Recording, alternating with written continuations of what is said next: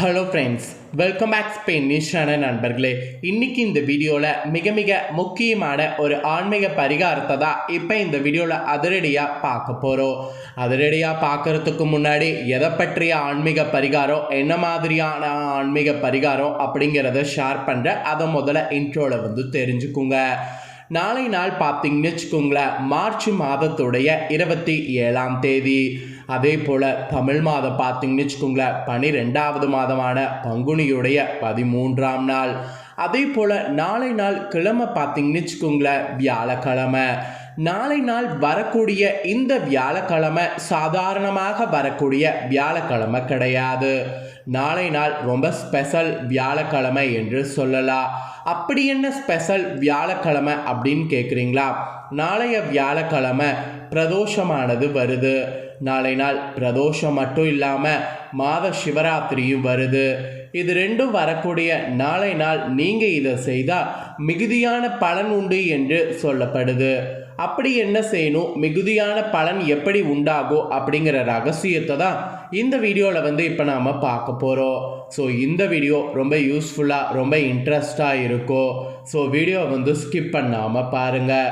நாளைய வியாழக்கிழமை இந்த பிரதோஷ சிவராத்திரியை முன்னிட்டு என்ன மாதிரியான உணவுகள் எடுத்துக்கணுங்கிறதையும் இந்த வீடியோவில் சொல்ல போகிறேன்.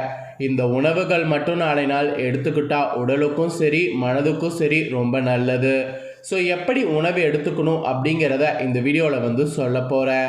ஸோ தெளிவாக இந்த வீடியோவில் எல்லாத்தையுமே தெரிஞ்சுக்குங்க. ஸோ தெரிஞ்சு நான் சொல்கிற மாதிரி உணவுகள் எடுத்துக்குங்க. ரொம்ப ரொம்ப ரொம்ப ரொம்ப நல்லது. சரி வாங்க, எப்படி உணவுகள் எடுத்துக்கொள்ளலாம் அப்படிங்கிறத இந்த வீடியோவில் பார்க்கலாம்.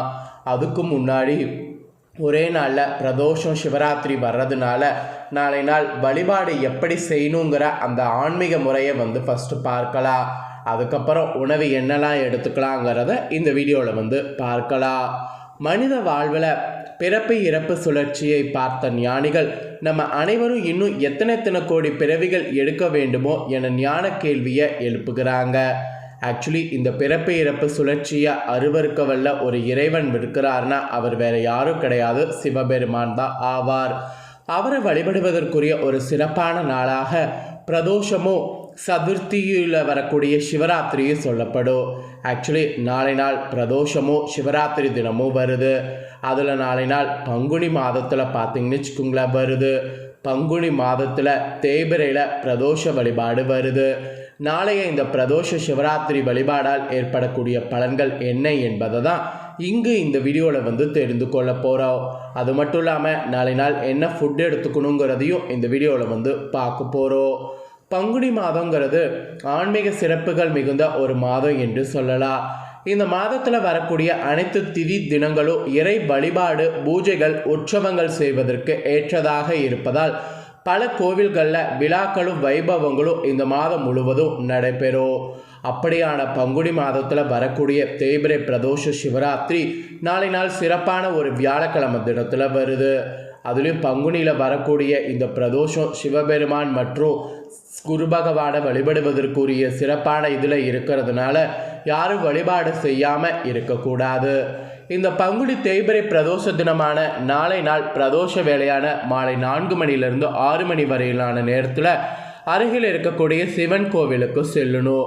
சிவன் கோவிலுக்கு சென்று அங்கே சோமசூத்திர பிரதோஷனம் செய்யணும். சோமசூத்திர பிரதோஷனம் செய்து சிவனை வணங்க வேண்டும். பிறகு நந்திதேவர் மற்றும் சிவபெருமான் அபிஷேகத்திற்கு பால், பன்னீர், தேன், தயிர் போன்ற அபிஷேக பொருட்களை தானம் தரணும். அது மட்டும் இல்லாமல் பிரதோஷ வேலை பூஜையில் நந்திதேவர் மற்றும் சிவபெருமான் பார்வதி தேவியை வணங்க வேண்டும். அப்புறம் நவக்கிரக சன்னதியில் இருக்கக்கூடிய குரு பகவானை வணங்கணும். குரு பகவானை பார்த்தீங்கன்னு வச்சுக்கோங்களேன், தனியாக இருந்தாலும் வணங்கலாம். அவருக்கு பூக்கள் சாத்தி நல்லா மஞ்சளில் ஏதாவது நெய்வேத்தியம் செய்து வணங்க வேண்டும். இந்த மாதிரியெல்லாம் வழிபாடு முடிந்ததும் உங்கள் சக்திக்கு ஏற்ற அளவில் பக்தர்களுக்கு நீங்கள் கொண்டு போன பிரசாதத்தை அன்னதானம் மாதிரி கொடுக்கணும். இம்முறையில் பங்குனி தேய்பிரை பிரதோஷ சிவராத்திரியில் சிவபெருமானை வணங்குனீங்கன்னா உங்களுக்கு ஜாதகத்தில் குரு கிரகத்தால் ஏற்பட்ட தோஷ பாதிப்புகள் நீங்கி நன்மைகள் உண்டாகும். நேரடி மறைமுக எதிர்ப்புகள் அனைத்துமே நீங்கும். உடலில் ஏற்பட்டிருக்கக்கூடிய நோய்கள் நீங்கி உடல் பார்த்தீங்கன்னு வச்சுக்கோங்களேன் பலம் கெட்டும். மனதைரியமானது உண்டாகும். ஸோ நாளை நாள் நான் சொன்ன முறையில் சிவனை வழிபாடு செய்வது பாருங்கள். ஆக்சுவலி சிவ வழிபாடு செய்கிறது ஒரு பக்கம் இந்த மாதிரி நாளை நாள் சிறப்புனா, நாளை நாள் பிரதோஷத்தில் விரதம் இருக்கிறது ஒரு பக்கம் சிறப்பு. விரதம் இருக்கக்கூடிய நாளைய நாளில் நாம் எடுத்துக்கொள்ள வேண்டிய சில எளிய உணவுகள் இருக்குது. ஆக்சுவலி இந்த எளிய உணவுகளை நீங்கள் எடுத்துக்கும் போது உடலுக்கும் சரி மனதுக்கும் சரி ஒரு சக்தியானது கிடைக்கும். அதனால் பிரதோஷ விரத காலத்தில் நாளை நாள் எடுத்துக்கொள்ள வேண்டிய உணவுகள் பற்றி இந்த வீடியோவில் ஷேர் பண்ணுறேன். அதையும் இந்த வீடியோவில் தெரிஞ்சுக்குங்க. ஒருவேளை நாளை நாள் பிரதோஷத்தில் விரதம் இல்லை அப்படிங்கிறவங்க ஒன்றும் பிரச்சனை கிடையாது. விரதம் இல்லாமல் இருந்தாலும் நீங்கள் நான் சொல்லக்கூடிய இந்த உணவுகளை எடுத்துக்கொண்டிங்கன்னா ரொம்ப ரொம்ப நல்லது. அதனால் கண்டிப்பாக இந்த உணவுகளை எடுத்துக்கொள்ளுங்க. ஆக்சுவலி உணவுகள் எடுத்துக்கொள்கிறது கரெக்டாக பார்த்தீங்கன்னு வச்சுக்கோங்களேன், உங்களுடைய உடலுக்கு ஒரு சக்தி கொடுக்கும். அதனால தான் இந்த உணவுகளை எடுத்துக்கிறத பற்றி இந்த வீடியோவில் ஷேர் பண்ணுறேன். ஃபஸ்ட்டு நாளை நாள் நீங்கள் ஜூஸ் ஐட்டம் எடுத்துக்கொள்ளலாம். ஏன்னா இப்போ ரொம்ப வெயில் அதிகமாக இருக்கிறதுனால ஜூஸ் ஐட்டம் எடுத்துக்கொள்ளலாம். என்ன ஜூஸ் எடுத்துக்கொள்ளலான்னா மாம்பழ லெஸ்ஸியை எடுத்துக்கொள்ளலாம். மாம்பழத்தில் லெஸ்ஸியை நீங்கள் நாளைய விரத காலத்தில் எடுத்துக்கொள்வது நல்லது. அதுவும் பிரதோஷமும் சிவராத்திரியும் விரதம் இருக்கக்கூடியவங்க நாளை விரத காலங்களில் நீங்கள் இதை எடுத்துக்கிட்டிங்கன்னா ரொம்ப ரொம்ப நல்லது. இது சுவை மிகுந்தது மட்டும் கிடையாது, உங்கள் உடலுக்கு தேவையான ஊட்டச்சத்தையும் வழங்கும். இது உங்கள் விரத காலத்திற்கு ஏற்ற உணவு.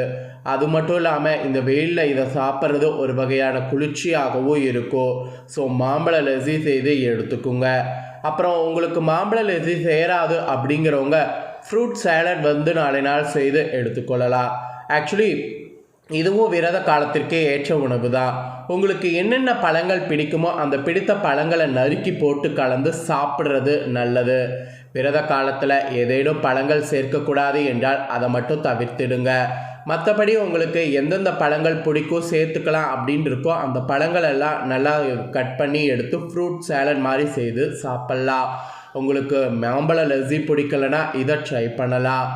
இதுவும் எனக்கு சேராது அப்படிங்கிறவங்க உருளைக்கிழங்கு வைத்து பச்சடி செய்யலாம். உருளைக்கிழங்குல செய்யப்படக்கூடிய பச்சடி உங்களுடைய விரத காலத்துக்கு மிகவும் ஏற்ற உணவு. இது ஆக்சுவலி சுவை மற்றும் ஆரோக்கியம் இரண்டுமே நிறைந்தது. மற்றது உங்களால் எடுத்துக்க முடியல, இதாவது நாளை நாள் எடுத்துக்கொள்ளலாம். இல்லை இதுவும் என்னால் முடியாது அப்படிங்கிறவங்க ராகியில் பூரி மாதிரி செய்து எடுத்துக்கொள்ளலாம். ராகி பூரி பிரதோஷ கால விரதத்துக்கு ஏற்ற உணவு. விரதம் முடிக்கும் போது இதை எடுத்துக்கொள்வது நல்லது. இதில் வழக்கமான உப்பு சேர்க்காம இந்துப்பு சேர்க்க வேண்டும். ஏனெனில் விரத காலங்களில் சாதாரண உப்பு சேர்த்து கொள்ளக்கூடாது. இந்துப்பு என்ற உப்பு சேர்த்தாதான் அது கரெக்டாக இருக்கும். அதனால் ராகி பூரியை எடுத்துக்கொள்ளலாம், அதில் இந்த உப்பு சேர்க்கணும். இல்லை இதுவும் உங்களுக்கு வேணாம் அப்படிங்கிறவங்க உலர் பழங்கள் இல்லைன்னா நட்ஸ் எடுத்துக்கொள்ளலாம். பழங்கள் உலர்பழங்கள் நட்ஸ்கள் இதெல்லாம் நாளை நாள் எடுத்துக்கொள்ளலாம். இது ஆக்சுவலி வெயிலுக்கு உங்களுக்கு உடலுக்கு தேவையான ஊட்டச்சத்துக்களை கொடுக்கும்.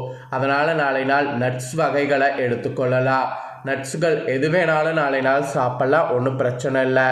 அப்படி இதுவும் உங்களுக்கு வேணாம் அப்படின்னா சக்கரவள்ளி கிழங்குல சிப்ஸ் செய்யலாம். ஆக்சுவலி சக்கரவள்ளி கிழங்கு சிவனுக்கு ரொம்ப பிடிச்சது. ஆக்சுவலி இதில் சிப்ஸு செய்து சாப்பிடும்போது சுவையும் ஆரோக்கியமும் நிறைந்திருக்கும். குறிப்பாக பிரதோஷ விரத காலத்தில் ஏற்றது, விரத விதிகளுக்கு உட்பட்டது கூட. அதனால் இதை தாராளமாக எடுத்துக்கொள்ளலாம். இப்போ நான் சொன்ன இந்த உணவுகள் எது வேணாலும் நாளை நாள் எடுத்துக்கொள்ளலாம். இதுதான் எடுத்துக்கணும் அதுதான் எடுத்துக்கணும் அப்படிங்கிறது எந்த ஒரு கண்டிஷனும் கிடையாது. இப்போ நான் சொன்னதை எது வேணாலும் நீங்கள் எடுத்துக்கொள்ளலாம். அதுவும் நிறையவே தாராளமாக சாப்பிட்லாம். விரதம் இருக்கிற போது இதை சாப்பிட்றது ஃபில்லிங்காகவும் இருக்கும், உடலுக்கும் நல்லது. அதனால் இந்த மாதிரி எடுத்துக்கிறது ரொம்ப ரொம்ப நல்லது. ஸோ இதை நீங்கள் தெரிஞ்சு பயனடையணுங்கிறதுனால தான் உங்களுக்கு இதை டீட்டெயிலாக எக்ஸ்பிளைன் பண்ணேன்.